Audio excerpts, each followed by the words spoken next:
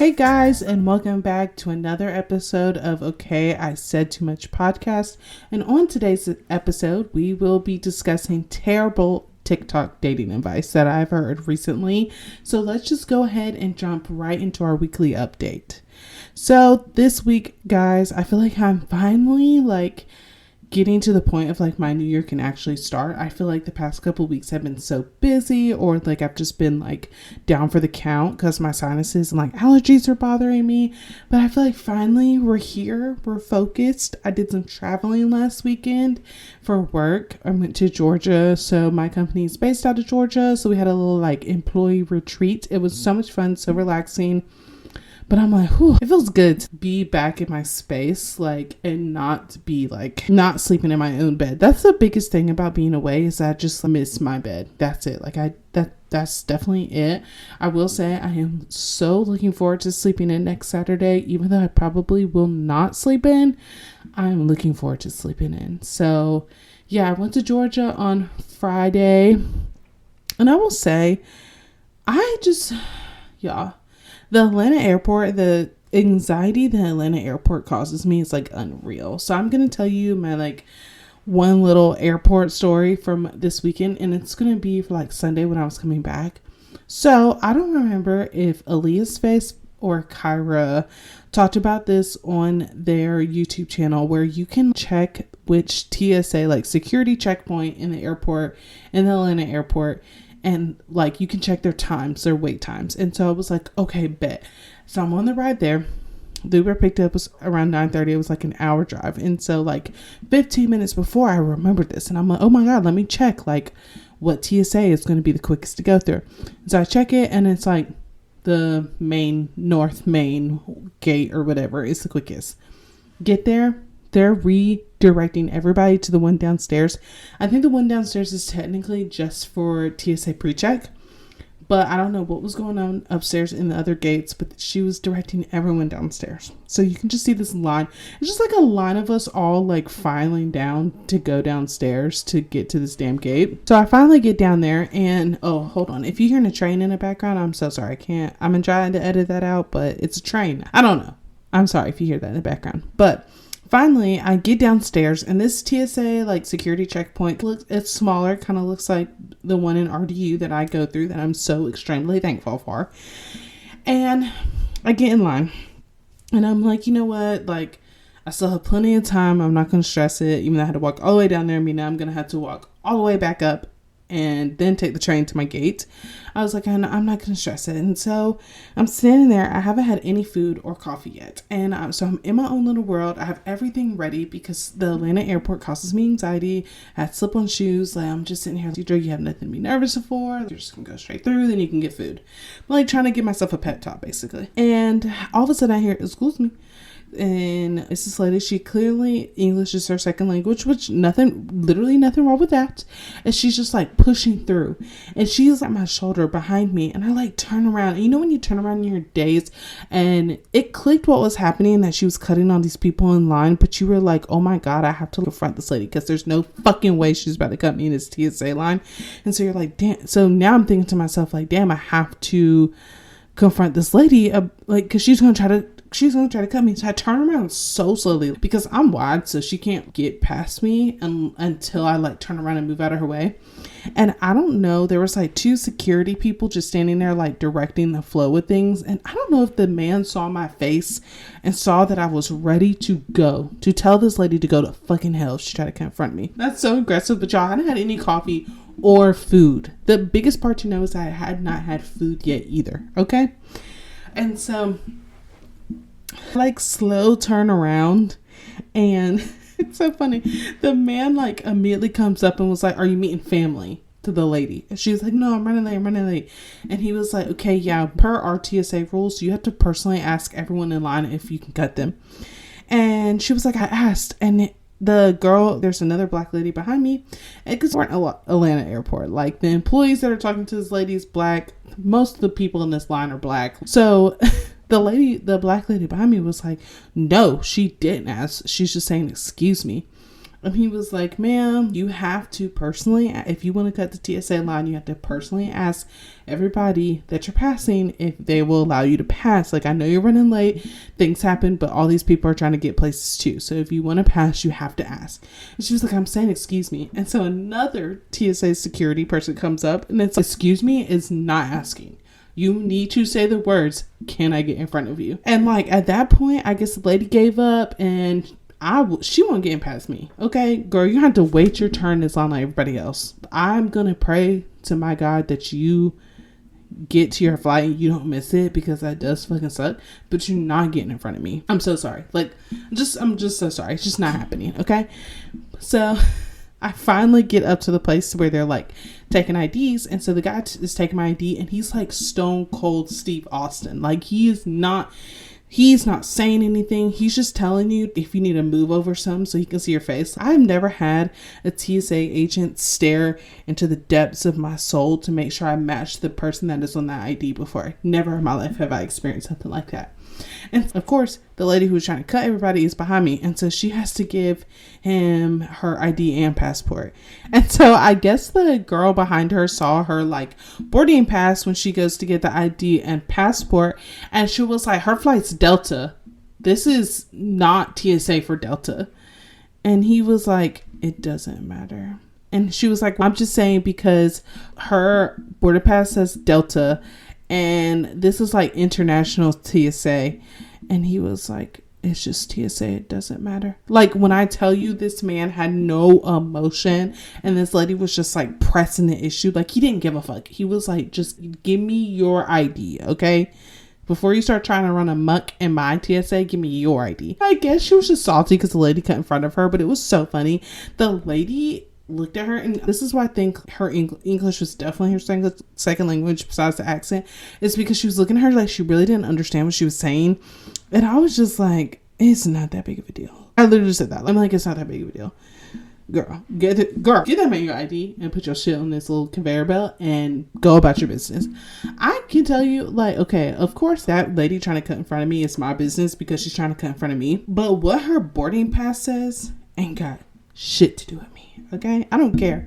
I don't care what any of y'all's boarding passes or tickets say. Okay, I don't care, because you're not gonna know what mine says, because mine's gonna be on my phone. So I don't know. It was just so weird. And every day I am so extremely thankful for the fact that I live in Raleigh and the RDU airport is nothing like that. So yeah, that was my little fun like travel story. But I'm feeling very refreshed and ready for the rest of January, finally. After I've not worked a full week in January yet, so we'll see how I feel next week. But I'm definitely ready, feeling refreshed. So let's go ahead and jump in to my trending topic. This trending topic is something, so I knew about the first half of this trending topic that we're about to talk about today. I knew about the first half because I was really fucked up about this. Okay, I was like, it broke my heart to pieces to hear about the first half of the story, but you can only imagine how baffled I was when I heard the rest of it. So let's jump right into it. Betterston Wade is an African-American lady, she lives like near the capital of Mississippi, so Jackson, Mississippi. And she had been searching for her son since March of 2023. So this is the part of the story I had heard about. She was searching for her son. Her son had been missing. He had went out with a friend the night before and never came back. And she basically, it was out of character. He never came back. He didn't contact her. Normal missing person stuff. So she went to the police. The police originally gave her the runaround, but then finally were like, okay, we'll take her missing person report her missing, blah, blah, blah. But yet and still the police barely did anything. Like, she basically did all the legwork to find her son. And when she did find her son, she found him buried in an unmarked grave. It was only marked with a number. And it was in a prison farm behind Hinds County Penal Colony, which is near Jackson, Mississippi. And it's called a pauper's graveyard. So pauper is like another term for poor, like a super it's like, it's a very old term, but it's supposed to be the origins of it are very dehumanizing. I didn't know it was like that serious, but I did know it was like a very old form of calling someone poor. That is eventually where she found her son. In his remains, his ID was in his front pocket. So what had happened, he had several terrible injuries to his body. Basically, he was hit by an off-duty policeman, like he was ran over, and I guess he died on the scene. Everybody covered it up and just buried him in an unmarked grave. By finding this unmarked grave, they uncovered 10 bodies buried behind this prison. 215. And the craziest part, this goes back to Wade's issue with her son. She had to pay $250 to get her son out of that cemetery, to have his body so she could then give his body a proper burial. She had to pay to get his body back.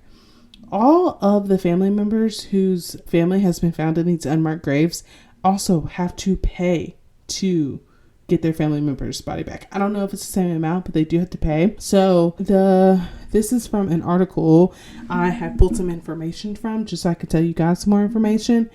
The information had been kept hidden by the coroner's office. Wow. And has only been brought to light through public records requests. There are 672 bottles in total buried at this location, and the identities of most have not been made public. I think like the 215 are the ones that like have no identifying markers, because I think it is technically grave. Like they do eventually end up burying people that like Jane Doe's, John Doe's, all that have been like kept in morgues for like very long time.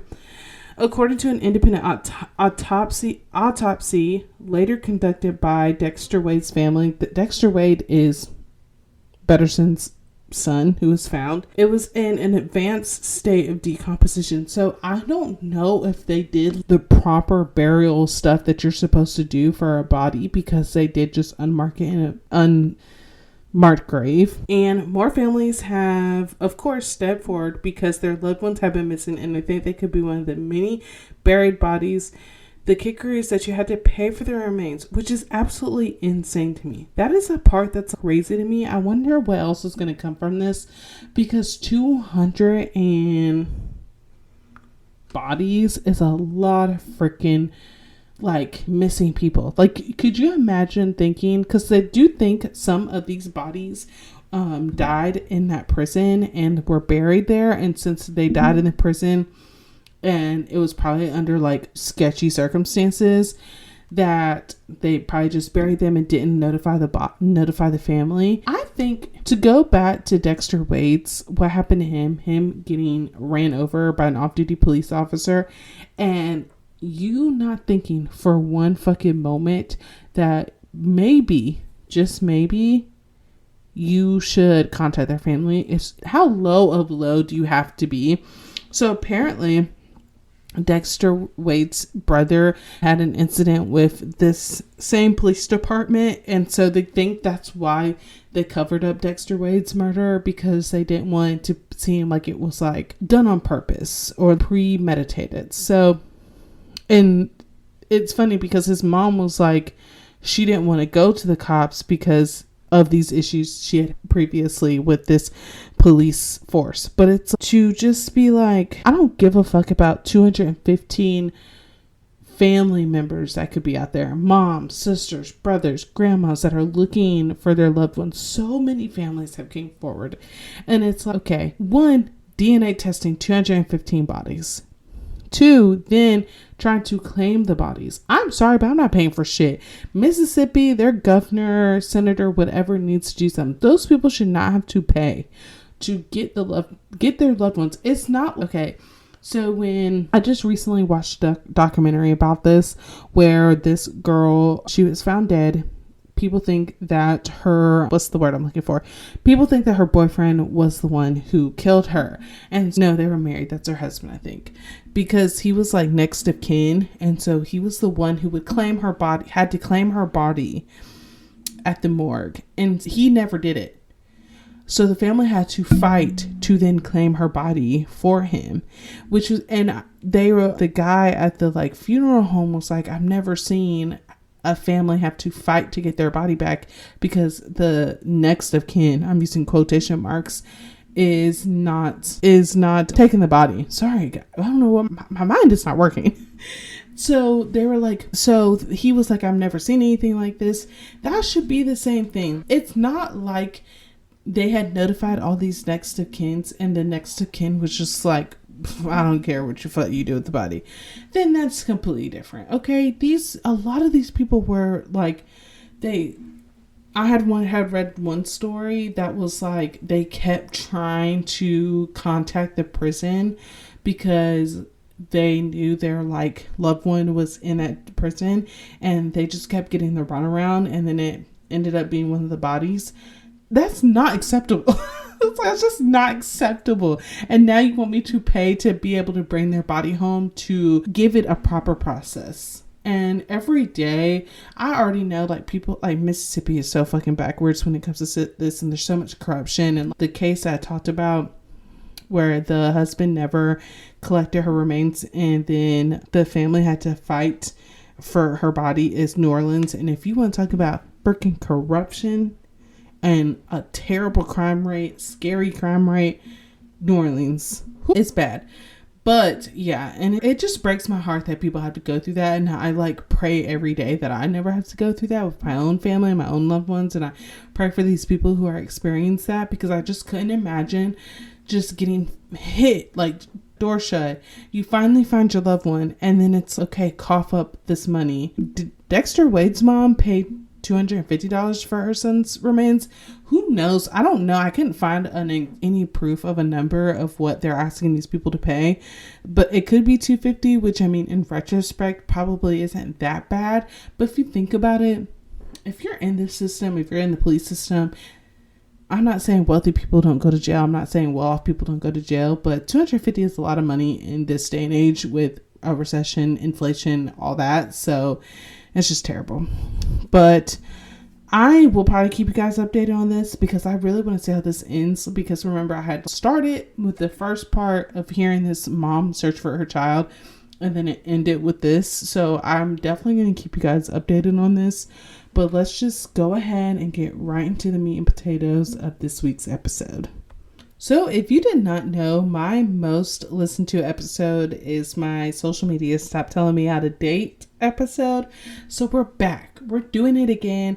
But we are going to be talking about all of the terrible dating advice and hot takes y'all be having on the internet, whatever you want to call it. This is what we're talking about today, because I feel like people behind a podcast might get a bad rep when it comes to dating and all these hot takes people have on relationships.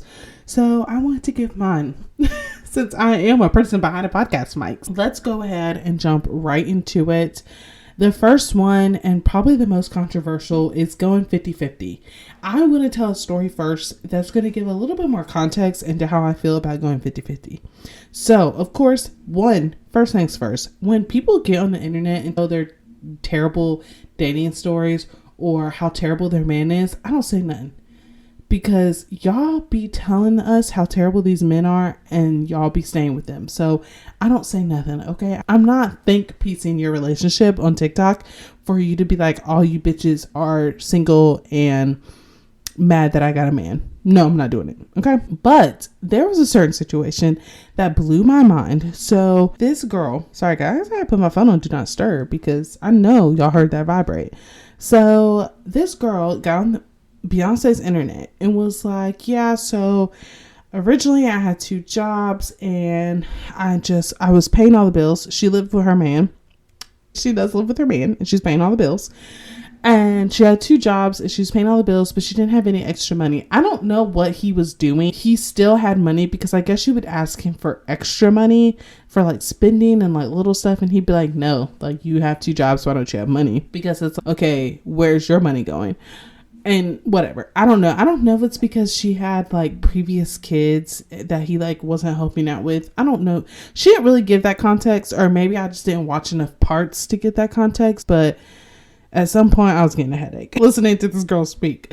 But basically he was like, no, if you want extra money, maybe you should make some extra money. And so she was like, okay, bet I'm gonna get a 3rd job. And then he was now complaining that she wasn't home enough with the kids. And she was like, of course, I even feel the same way, that I'm not home enough with my kids, but I didn't have enough money with just 2 jobs. So I had to get another job. I am not working 3 jobs when I have a man in the house. And no man is going to be like, no, I'm not giving you extra spending money. Go get another job. I'm going to be like, how about you get the hell out of my house eating all my damn food? And maybe I would have some extra money. Okay, I don't think it's about going 50-50. And honestly, it doesn't really fucking matter what you do, because I'm not in your relationship. That's between you and your significant other. Whatever makes you guys happy is whatever you should do. But I think for women at the end of the day, it's about feeling supported. Okay, so it's like, I'm not doing all that damn cooking and cleaning if you're paying all the bills. And I get it, because it's like, you're like, okay, I go to work every day. You're at home. Like, you don't have to work, cook and clean. Cool. But let's list off all the things that I do to support you while you go to work and cooking. Like, you go to work and make money besides cooking and cleaning. Like, I probably do laundry. I probably make sure your lunch is packed. I probably think of all those things. What we're asking for as women is a little bit of support. That's all we're asking for. I think I don't want to cook and clean every day. I also think you're a grown man. So it's like, this is how I see it. I'm rambling, so I gotta focus. This is how I see it. If I was going to run a household, cook and do all the cooking, I have to be the sole person thinking of all the meals we're going to eat. I have to be the sole person of thinking of all the cleaning that I have to get done. If I'm going to be the sole person doing that, why would I not just live by myself? What am I getting out of that? I would probably just rather work. I'm going to be stressed at home and not supported, especially when you bring kids into the equation. I'm just going to be stressed at home, feeling not supported. I could feel not supported in my own fucking house without some smelly man breathing down my neck. Just the same way as a man could be like, okay, if I'm going to pay all the bills, then I could just pay all the bills for myself. So it's like, I think there has to be more give and take that a lot of people are not willing to give and take. Like, I don't want to do all the cooking and cleaning, so I'm gonna keep my job. If that's the thing that's gonna break the camel's back, I'm gonna keep my job and I'm gonna pay a bill or two, because I don't want to do that. But at the same time, I feel like a grown man. Okay, so my biggest example of this is both my parents worked. Both my parents helped out, like, bills wise. But my dad also cooked and cleaned, and my dad could also run a household. I feel like, what's more manly than being able to run your household? That's not a woman thing. That's not exclusive to women. I feel like that is a very manly thing to say. I can run. Not only can I financially support my household, but I can run my household too as well. And I think men don't realize how much that cooking and cleaning is running the household. Because if I just stop doing that, the whole system's going to fall apart. What are you going to wear to work? What are you going to wear to work if I just stop cooking and cleaning? How are you going to are you going to do the dishes? Are you going to clean in a dirty kitchen if I just stop cooking and cleaning? So what I do is, I feel like that stuff is the part that's like running a household. I think men think I'm paying bills, so I'm running the household. No, nothing. Like, the world's going to keep spinning, but it's going to break down. Okay, 1 + 1 doesn't equal 2 in that equation. I'm so sorry. Being able to run your household is when your wife or girlfriend leaves, you can still keep up with everything that she was doing on your own, plus working. Yeah. So that's my take on 50-50. 50-50 is so subjective. 50-50 is whatever works for you guys in your relationship, but I want a competent man. I don't want weaponized incompetence of, I can't clean. I can't figure out what I'm going to eat tonight unless you're here.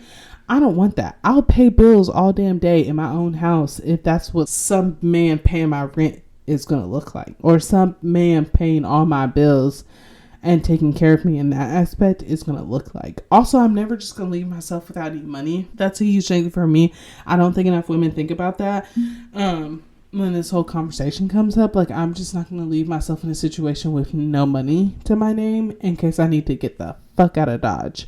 But that's more what it is. Like, I find nothing more attractive than a man like, yes, I can provide for you and get the things that you want. I also can run this household. When your brain's not working, my brain's not going to work every day to figure out dinner. Okay, I can run by the grocery store and shut something up when I get home. Okay, babe, I don't want to do this little laundry. Okay, kick your feet up. Go take a bath. I will do the laundry. I don't want to clean. I got the toilets. It's okay. That is, to me, more attractive than a man being like, everything's paid. We're good to go. Don't worry about it. But that's just me. On to the next one. This one's funny because in my notes, I just have Cheesecake Factory or not. Okay, so we all saw the lady who didn't get out of the car because her man took her to Cheesecake Factory. The backstory on that is that he had a really nice 5-star restaurant he wanted to take her to, but she took too long getting ready, and so they didn't go. One, if you take too long getting ready, that where you lose your reservation, that's solely on you. They ain't got nothing to do with that man. That is your fault. 2, Cheesecake Factory be jumping. Why do y'all be feeling so entitled to things? And I'm not saying that you should just be like, take the bare minimum. That's definitely not what I'm saying. I'm not just accept McDonald's dates. One, we don't go to McDonald's anyway. And 2, I'm not accepting a $10 burger date. No, that's not what I'm saying.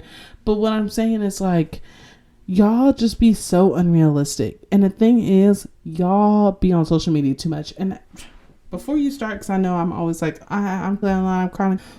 Not in the same sense some of y'all be. Y'all be looking at Ari, Jada Wada, who else? I don't know. All the Instagram girlies and seeing the diamonds, the vacations, and y'all be letting that shit go to your head, okay? Y'all are regular people. The last place I went on a date was a really nice hole-in-the-wall Italian restaurant, a little bit of ways from where I live, and that was so nice. It was so intimate. The food was good. It was so nice. I didn't need the fluff. I didn't need all that. Is it nice? I think the thing is, it's just women want thoughtful men, and a lot of men don't put a lot of thought into shit. They barely put thought into washing their ass. And I think that's where the problem lies. We just want thoughtful men and for you to wash your asshole. It's just 1 + 1 = 2, y'all. It's 1 + 1 = 2. Let's get into the next one. Texting first. This is the only one where social media gets me, y'all. I'm not texting no man first. Okay. And there's a lot of context to that. I think after a date, if we go on a date, we go our separate ways, a man should reach out to me first. I should get the validation from a man, and men will be like, I just bought dinner. You can't even text me first to say thank you. I'm already said thank you. I said thank you face to face when we left. We hugged, maybe kissed. I already said thank you. Okay. I already told you thank you. Why do I have to text you first to tell you thank you again? You need to be like, did you get home safe? I enjoyed our time together. Because I feel like as women, we inherently wear our hearts on our sleeves. And it's so funny because men seem to forget that until they're arguing with us. And they be like, y'all so emotional. Y'all so emotional. You're right. We are emotional. You're going to know exactly how I feel about you up front. Why do I have to wait 5 to 7 business days to know how you feel about me? And then by 5 to 7 business days, I already know you don't give a fuck about me. So it's, come on now. And I will say there's also another thing I've noticed is that y'all are going to be like, teacher, this is so fucking ridiculous. But I do think it's true. Men who say your name, type your name out in text, those men like you. Men who never say your name or never say your name to you, if you're on a date and they never say your name, those men don't like you. I don't know. It's just science. But no, I don't. I feel like that's my one traditional thing is texting. My one traditional thing is texting because men, I feel like the only way to know a man likes you is if he does communicate with you. Men who do not communicate with you and you are in the dark about everything about the situation with a man, they don't like you. And that has been proven time and time again. I know people be rolling their eyes at that sentiment, but it's so true. Men who communicate with you like you. And when I say communicate, I mean before a certain time frame at day. If a man is communicating with you nothing but at night, that man want to fuck you. Okay? That was so vulgar. I'm so sorry. But men communicate with women they like. Men try to see women they like. Men go the extra mile to reassure a woman they like. So why would I wait 5 to 7 business days for a text from a man? I'm not going to. Okay? I'm not going to. So next, another dating thing that is on the internet is interracial dating. If you haven't seen the hard wig, soft life people. Now, I have interracial dated, okay? I'm not saying there's nothing wrong with it, but the way y'all think y'all gonna get a white man is just gonna be sunshine and rainbows. It's not going to be. It's not gonna be sunshine and rainbows, y'all. Those white men are just as crazy as any other race. And then, and I'm saying for like black women who do the whole like hard wig, soft life joke. Like, it's not always a soft life, y'all. It's not always a soft life. Now, will I say, are there majority of white people aren't sitting around discussing 50-50 and does my woman work? Well, do I need a cooking? Like, most white people aren't sitting around discussing all that. So I get the sentiment where it's like, I have lived with a white man for a short amount of time. He cooked, he cleaned, he just did what needed to be done. If something was broken, he fixed it. He just did what needed to be done. No questions asked, because that's just what men do.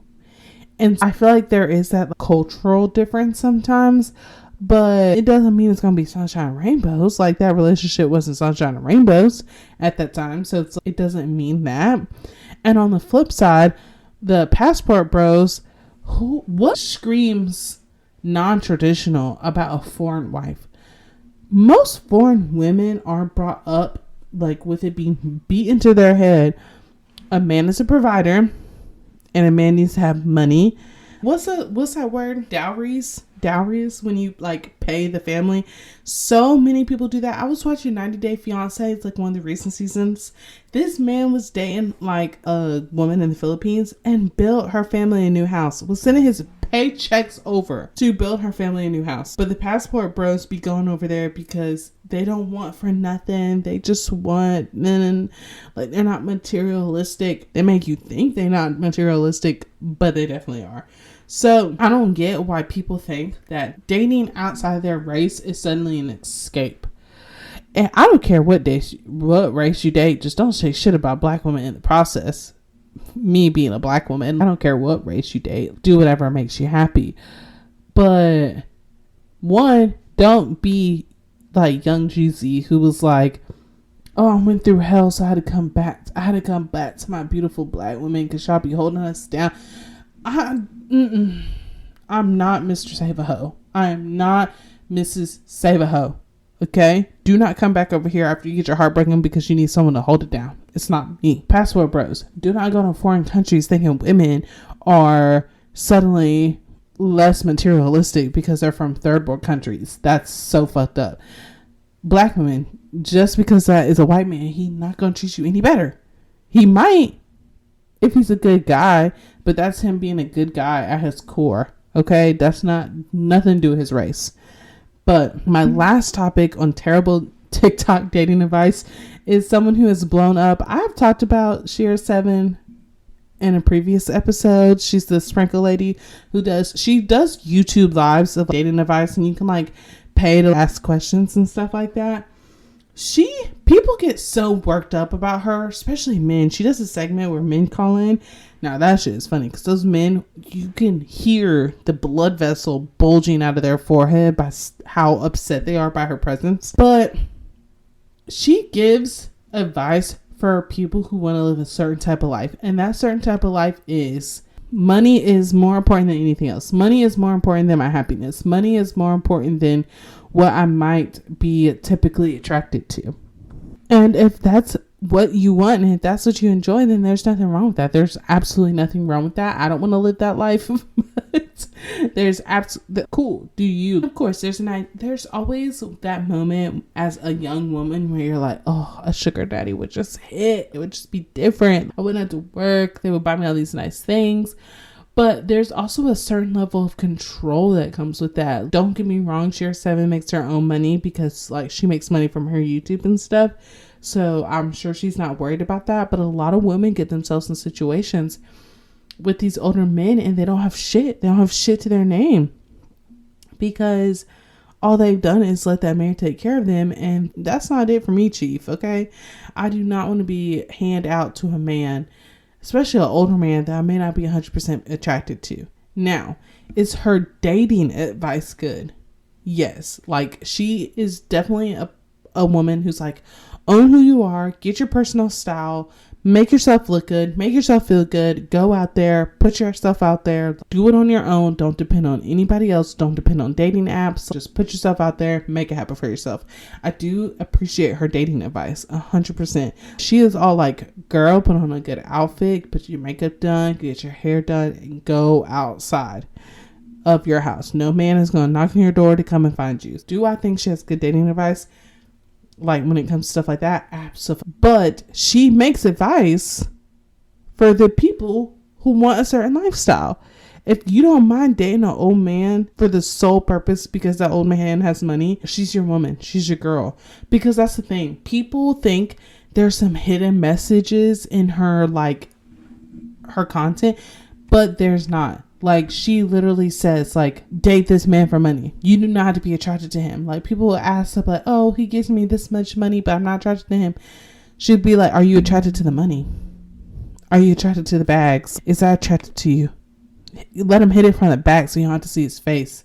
Like, she literally makes her content for a certain type of woman who's looking for a certain type of thing. So you can't be mad at it. You cannot be mad at Shira. She tells you up front what she is pushing to women. Do I think it's the best advice? No. Do I think some of it is good advice? Yes. So that's it for our terrible. I was about to say it again. That's it for our terrible TikTok dating advice.